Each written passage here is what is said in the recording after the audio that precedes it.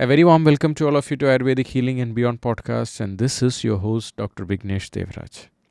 In today's episode, we are going to discuss about how to drink water, the debate that we have about does Ayurveda say you should only drink hot water and is cold water drinking prohibited.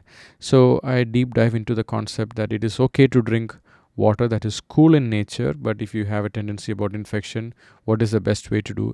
And I also talk about how much water to drink in a day and how to understand how much water you need, whether how is the water to be taken, should we drink all water at one go or to be taken with intervals. And I deep dive into the how to drink water and what water is best. I hope you enjoyed the episode, and now we go to the podcast. Now, one of the most common suggestions that we hear that according to Ayurveda, you must drink only hot water.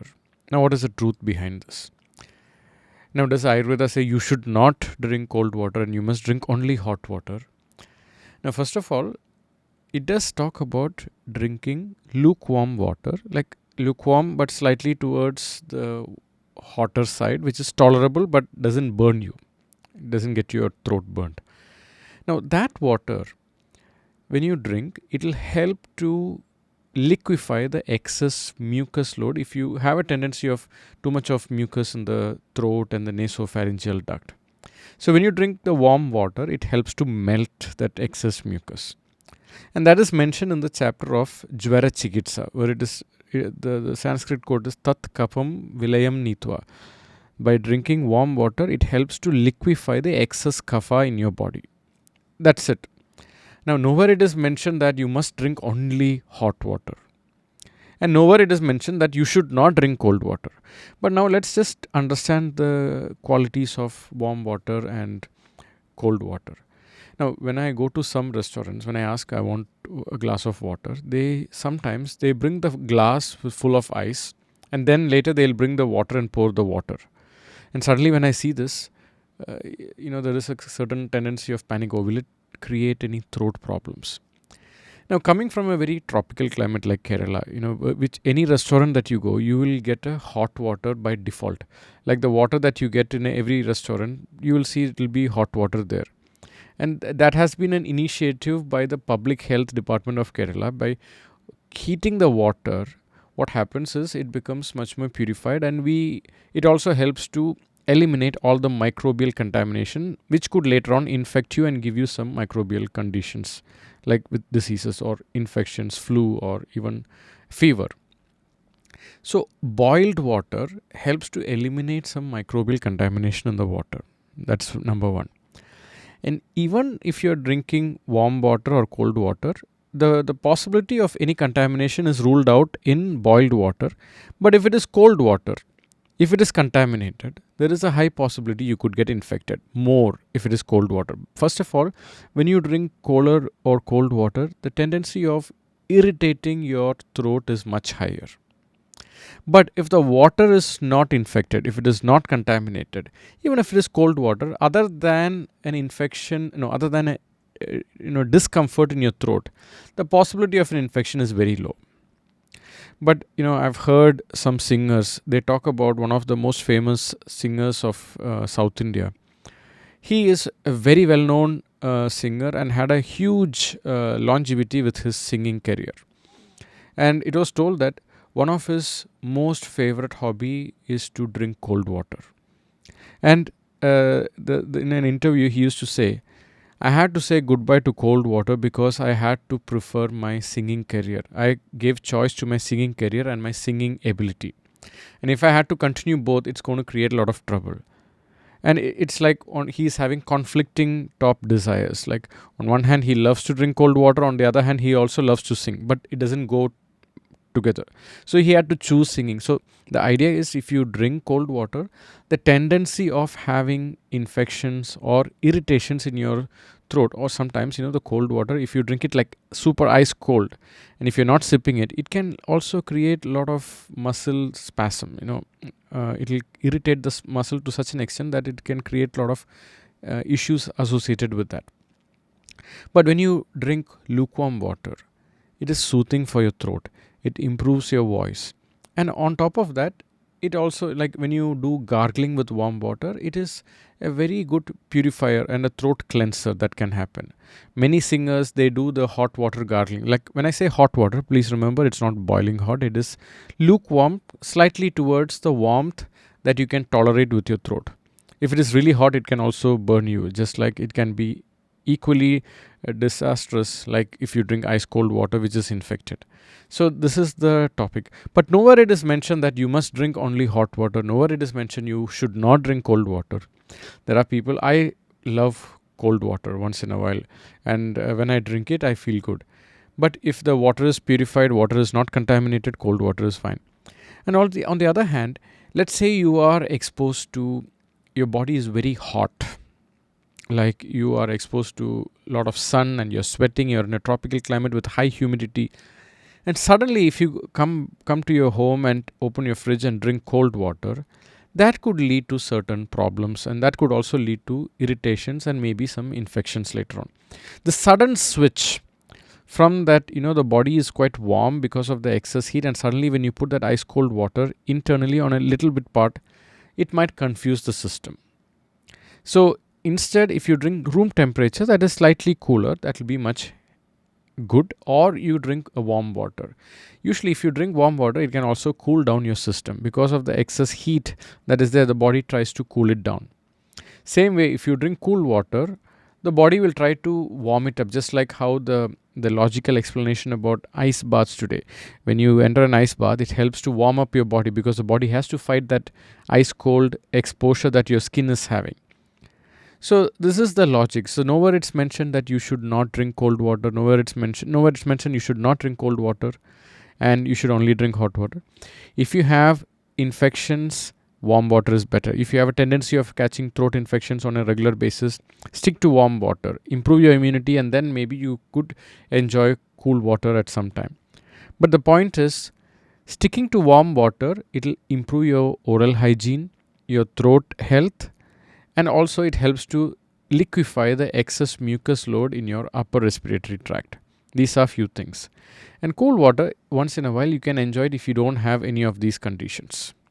Now the question, when your body is really warm, it's better to drink warm water, and that will help to cool down. And if your body is quite cool, drinking cool water is also fine.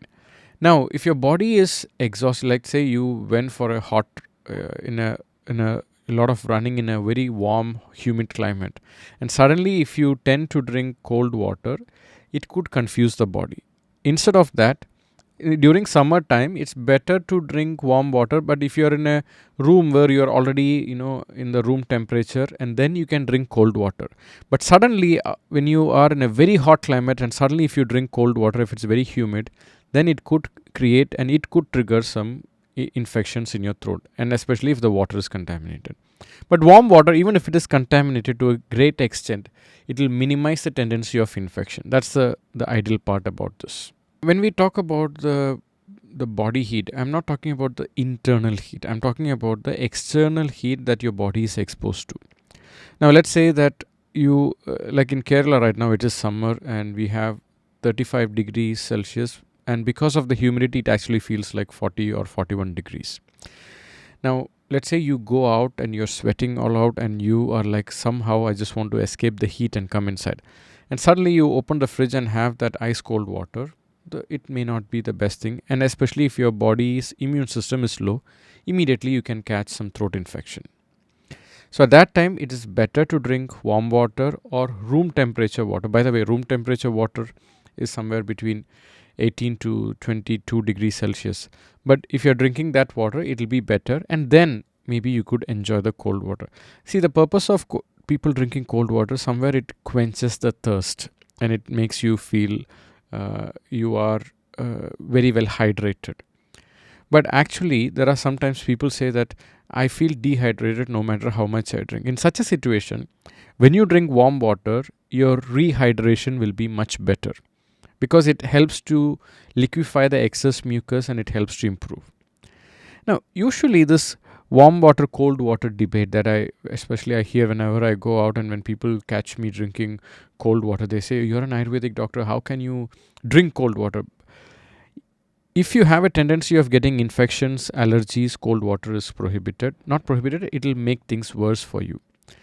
But if you are quite healthy and you don't have excess mucus problems in your body, you don't have kapha related issues, and if you are not exposed to extreme heat and you come to an very cold air conditioned room, when your temperature is quite not extreme, in these conditions you can enjoy the satiety feeling of cold water or the cool water. That's okay.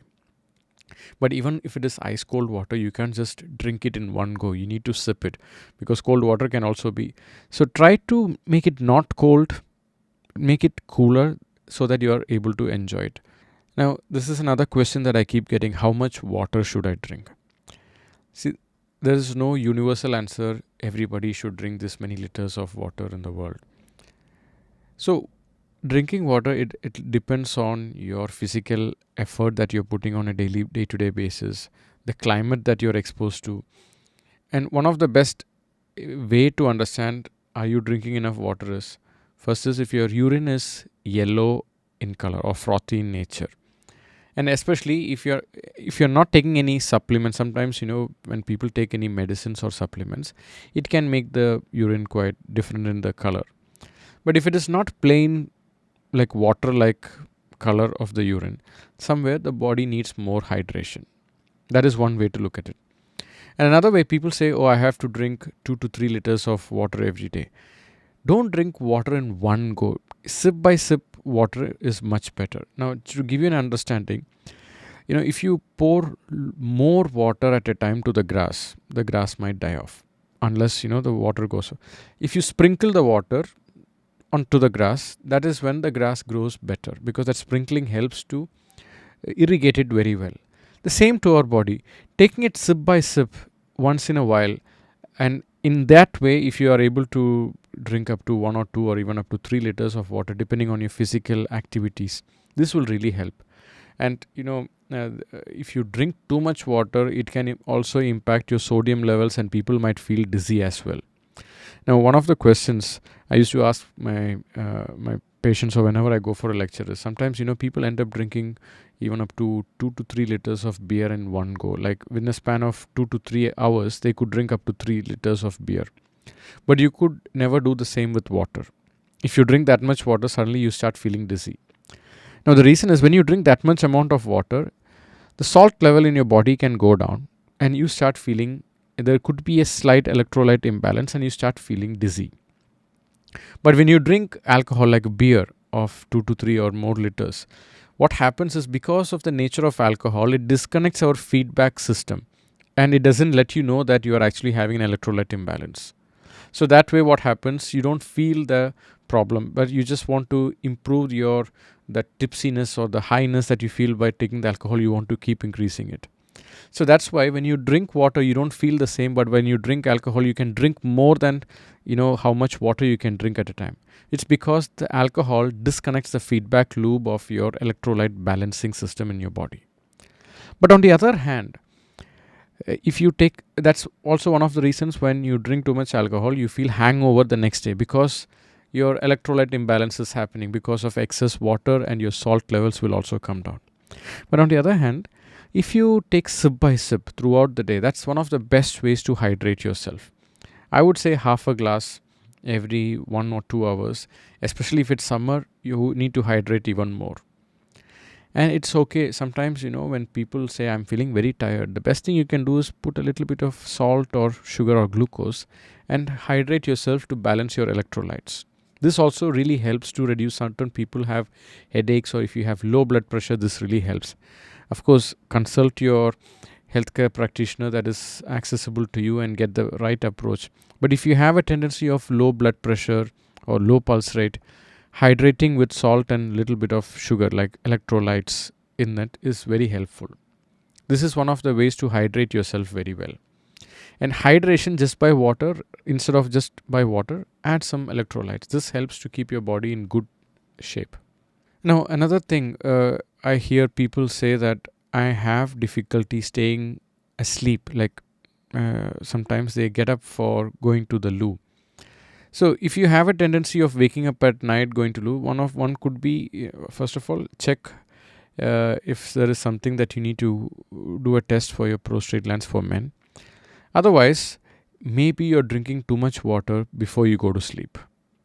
Instead of that, what you could do is hydrate very well before not later than 7 p.m. Hydrate yourself very well before 7 p.m. And after that, your tendency to wake up at night and going to sleep will be much less, because your bladder could be empty by 10 o'clock. And then, even if there is a residual urination that is required, your bladder can control it, so you could wake up in the morning and micturate. So, this way, it will help you to have a good sleep. And many times, especially if the patient is a light sleeper, I highly recommend when they say that once I get up to go to the loo at midnight or early in the morning, like 2 o'clock or 3 a.m., and then what happens is they have to switch on the light, and that light can be too bright, and they find it very difficult to fall back asleep. So one of the best things is hydrate during the daytime very well, and at night you don't have to drink so much of water. Now, another thing that people ask, how much water should I drink? Is it okay to drink water when I eat? These are other questions. Hydrating throughout the day is the first best thing. And during your meal, it's okay to sip water. That will help you to swallow food. But don't drink like sometimes what happens, people are somewhere dehydrated, and at the time of the meal, they drink a lot of water, like 2-3 glasses of water along with the meal. This could lead to bloating, and it's not that, sometimes you hear that it could dilute the digestive juices and it could impair the digestion. I have seen patients, when you have a very strong digestive system, even if you drink water, there's nothing wrong is going to happen. But the idea is it will simply bloat you. Instead, when you eat, it's okay to sip water little by little, so that it will help you to swallow. And instead of drinking sometimes I've seen patients, they drink like 1 or 2 glasses of water immediately along with the food. Instead of that, take sips, maybe half a glass. That will help you to swallow the food and makes your consuming and the swallowing much easier. In that way, it really helps. And you can hydrate yourself before and later on after the food. This way it will help.